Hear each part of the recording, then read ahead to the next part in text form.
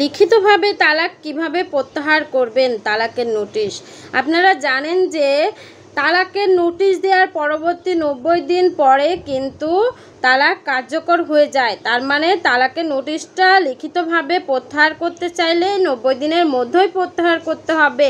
এই জন্য আপনাদের প্রথম করণীয় হবে একজন আইনজীবীর কাছে যেয়ে তালাকের নোটিশ প্রত্যাহারের বিষয়ে হলফনামা করা।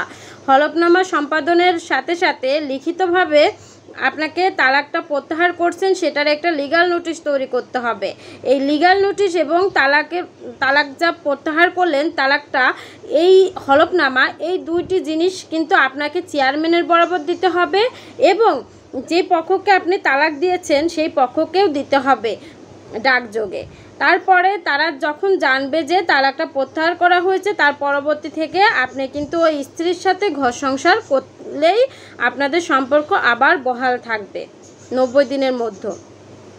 তবে একটি বিষয় বলি, যদি আপনারা এই প্রসিডিওর অবলম্বন না করেন,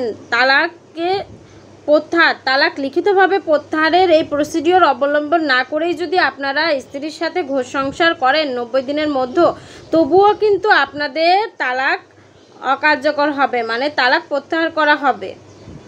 ঘর সংসার করলেও হবে, তবে এক্ষেত্রে যাকে তালাক দিলেন সেই ব্যক্তি কিন্তু ভুক্তভোগী হবে, কারণ চেয়ারম্যান জানতে পারবে না যে আপনি তালাক প্রত্যাহার করেছেন। সেক্ষেত্রে আপনার নামে কিন্তু তালাকের সার্টিফিকেটও তৈরি হয়ে যেতে পারে এই বিষয়ে।